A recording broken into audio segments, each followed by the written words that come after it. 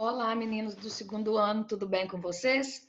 Nós vamos aqui hoje realizar, as atividades da terceira semana de atividades do PET de Geografia, aí dos segundos anos, tá certo? O assunto é a interação, ou seja, a inter-relação entre o campo e a cidade, tudo bem?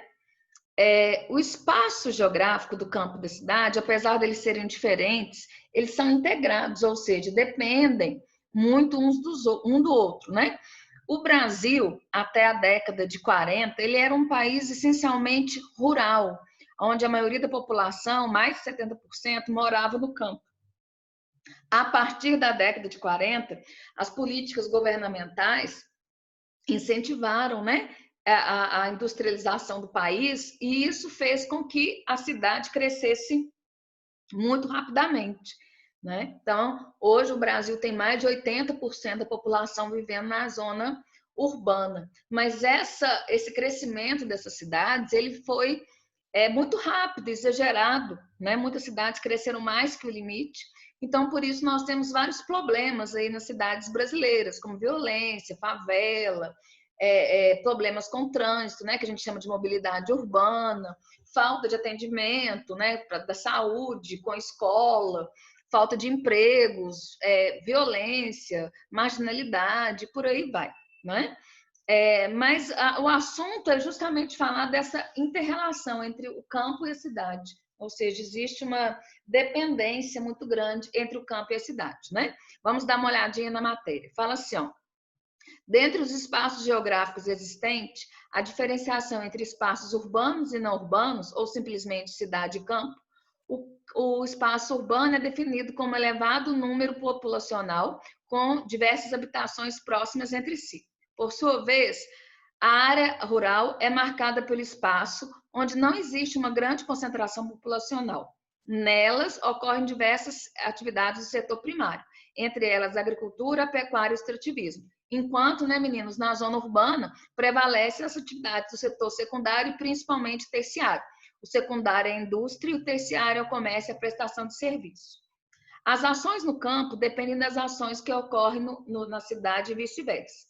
Deste modo, até a década de 40, o Brasil ainda se apresentava como um país, na sua maioria, da população morando na área rural. Cerca de 70% na época moravam no campo.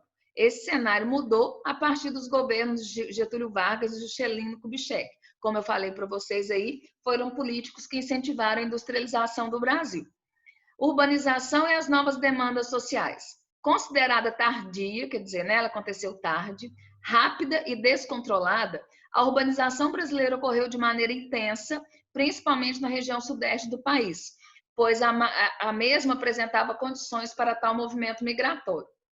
A partir da década de 60, com a construção de Brasília, houve uma maior ocupação da região centro-oeste brasileira.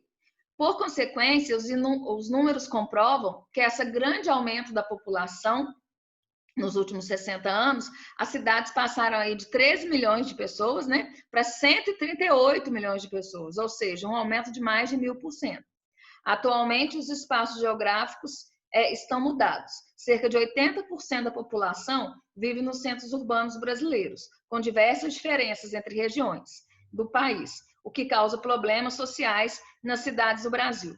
Por consequente, o aumento da urbanização não veio acompanhado de políticas públicas que priorizassem a inserção das pessoas na cidade.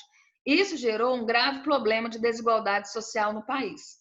A falta de planejamento urbano e de uma política econômica inclusiva gerou diversos problemas nas cidades atuais, que tem que enfrentar, como violência, favelização, alto índice de desemprego.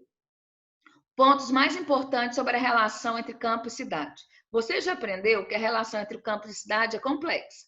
Agora observe e analise algumas questões que afetam esses dois espaços. Primeiro, em busca do aumento da produtividade nas colheitas, os produtores rurais passam a usar novas tecnologias no campo, que de um lado é bom porque aumenta realmente a produtividade, mas gera desemprego, por exemplo, o uso de máquinas, maquinário no campo. Com o crescente aumento da população na cidade, existe a necessidade latente quer dizer crescente, grande, que está latejando, aumentando, de se produzir mais alimentos para combater a fome, ou seja, Tem mais gente na cidade para alimentar e menos gente no campo. Então, o campo tem que produzir mais. Essas novas práticas se baseiam na ideia da automatização da lavoura, que é o uso de máquinas, que eu expliquei para vocês, ou seja, o uso cada vez maior de máquinas no campo. Além disso, existe uma proliferação da utilização de transgênicos, que são organismos geneticamente modificados no cultivo. Para que usa transgênico, né? Para que a planta produza mais em menos tempo e seja mais resistente às pragas. Então, por exemplo, aquele tomate que a gente compra no ABC lá no supermercado, né? Que é o que a gente chama de tomate longa-vida. Aquele tomate ele é modificado geneticamente para durar até 15 dias depois de colhido fora da geladeira. Né? Um tomate comum ele vai ficar podre, vamos falar assim, né? De maneira mais simples, muito mais tempo, vai perder com muito menos tempo, tá? Então, a gente tem, por exemplo, uva sem semente, laranja sem semente, né? A laranja do supermercado, ela tem a casquinha fina, não tem semente, ou uma ou duas, pequenininha, e além de tudo, ela tem muito caldo. Você vai na roça lá da sua avó, a laranja tem casca dura, é cheia de semente e tem pouco caldo. Aí você fala, eu gosto da laranja do supermercado, né? Por quê? Porque ela é geneticamente modificada para isso, tá? Os alimentos transgênicos ou geneticamente modificados estão aí no nosso dia a dia, tá? Número 1 da atividade pergunta. Caracterize o espaço rural, campo, e o espaço urbano, cidade, destacando a organização espacial, bem como com as atividades econômicas desenvolvidas em cada um desses espaços. O espaço rural, né, são aqueles espaços não ocupados por cidade ou adensamentos populacionais, ou seja, né, onde moram poucas pessoas. As principais atividades realizadas nesse espaço são a agricultura e a pecuária, que são do setor primário. Já o espaço urbano são as regiões das cidades, áreas de elevado adensamento populacional, ou seja, né, com formações de habitações muito próximas entre si. As principais atividades realizadas nesse espaço são o comércio, a atividade industrial, a construção civil e a prestação de serviços, que são do setor secundário e terciário. Ok?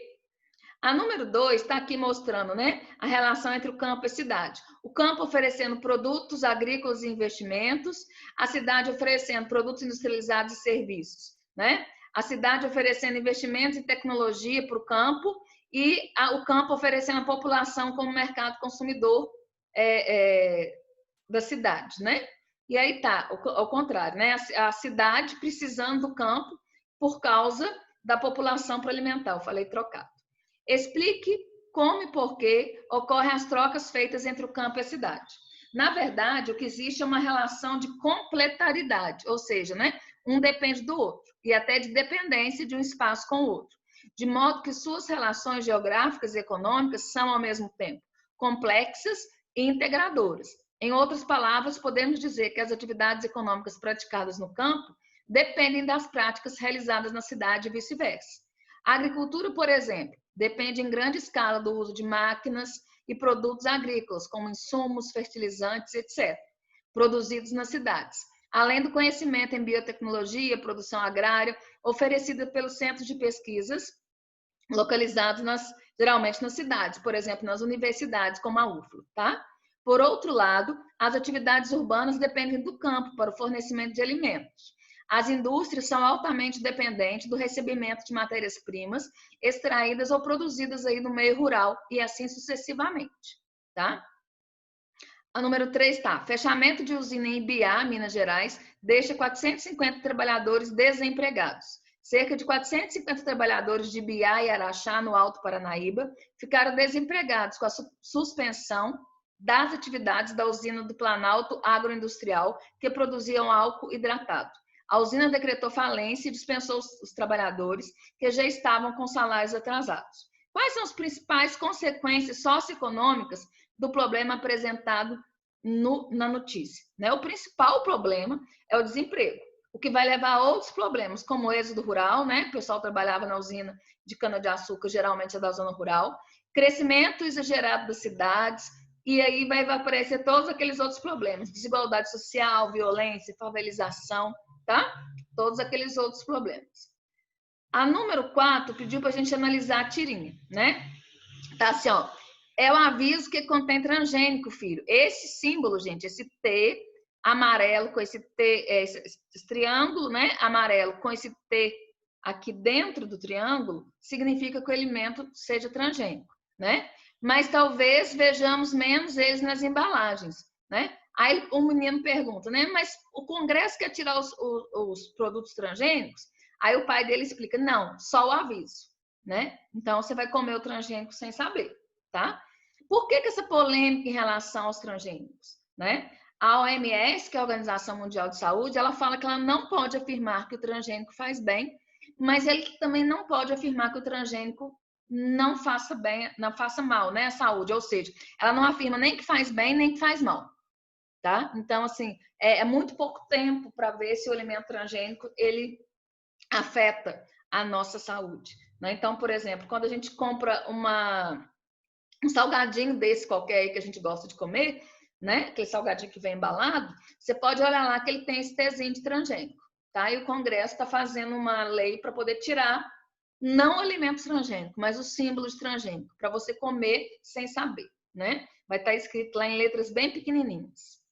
O que são os organismos transgênicos e por que são cultivados em larga escala em países do mundo? Transgênico é sinônimo da expressão organismo geneticamente modificado, OGM, e é um organismo que recebeu um gene de outro organismo doador. Essa alteração no DNA permite que mostre uma característica que não tinha antes. Na natureza, essas alterações ou mutações naturais ocorrem com frequência. Por exemplo, quando a gente faz um enxerto de uma flor, né, é um organismo geneticamente modificado, tá? Por exemplo, você põe uma rosa branca com uma rosa vermelha. Aí nasce aquela rosa lá, branca com vermelho, tá? No caso de um organismo geneticamente modificado, os cientistas controlam essa alteração e depois estudam a fundo se o produto final é equivalente ao produto não modificado. Na agricultura sustentável, por exemplo, a biotecnologia permite produzir mais tecnologia com qualidade e a um custo menor e sem necessidade de aumentar a área de cultivo. Atualmente, os organismos geneticamente modificados já estão contribuindo significativamente para sustentar o aumento da demanda de produtividade por hectare, que é a área de plantio utilizada pelo produtor. Ou seja, você planta a mesma área e tem uma produtividade maior, tá? Como não restam muitas fronteiras agrícolas, ou seja, terras novas para plantar, é necessário produzir mais em cada hectare plantado. Mas além do aumento da produtividade, a biotecnologia pode trazer outros benefícios, como plantas mais nutritivas ou com uma composição mais saudável, tá? E aqui pergunta para nós, espera aí que eu perdi o negócio aqui de rolar aqui. Como a presença de transgênico pode ser identificada por nós em um produto? A legislação de transgênicos no Brasil chama Lei de Biossegurança, que é a Lei 11.105/05, 05 quer dizer que é de 2005. Ela foi criada seguindo as discussões e protocolos internacionais com o objetivo de garantir a segurança dos transgênicos no Brasil. Ela define as normas de segurança e os mecanismos de fiscalização dos organismos geneticamente modificados. Além disso, existe o decreto 4.680/03, ou seja, de 2003, que determina como deve ser a rotulagem de alimentos que possuem mais de 1% composto aí por transgênico, tá? Esse decreto diz que os produtos devem ser identificados com T preto sobre um triângulo amarelo, que traz a informação, né, que o alimento é transgênico, que é esse símbolo que eu mostrei para vocês que o Senado quer tirar, né? Então, não vai tirar o transgênico, né? Aí fala, por que motivo a indicação de transgênico que está em votação no Congresso pode ser retirada? Você é a favor ou contra? Justifica a sua resposta. Eu coloquei aqui, ó, como que vai ficar a lei, o que o Congresso quer. Caso a concentração de organismos geneticamente modificados seja superior a 1%, o produtor deve incluir informação no rótulo, tanto no produto embalado, sem a presença do consumidor, quanto nos alimentos vendidos a granel ou in natura. Mas, em vez da letra T utilizada atualmente, a embalagem deverá conter uma indicação escrita de que o produto é transgênico ou que contém um ingrediente transgênico. Caso isso fique comprovado, né, que ele não tem alimento transgênico, o rótulo pode, né, incluir a expressão livre de transgênico. tá? Então, tipo assim, ao invés de colocar o T de transgênico para você assustar e ficar pensando se você come ou não aquele produto, eles não vão escrever lá em letras miudinhas e vão colocar lá para você, se o produto não tiver transgênico, livre de transgênico, né? Pergunta se você é a favor ou contra. Eu sou contrária a essa medida, porque a retirada do rótulo, né, com a letra T de transgênico lá, porque vai dificultar a identificação do produto transgênico. Então, assim, se eu não posso deixar de comer o alimento transgênico, eu quero pelo menos saber que eu estou comendo esse alimento transgênico, né? Não ser enganada e ser feita de boba. Não é isso? Vocês podem observar até no óleo de soja. Todo óleo de soja tem lá o Tzinho de transgênico. A maioria da soja no Brasil, ela é transgênica. Meninos, era essa a contribuição da aula da terceira semana. Semana que vem a gente volta aí com a última atividade, tá bom? Obrigada.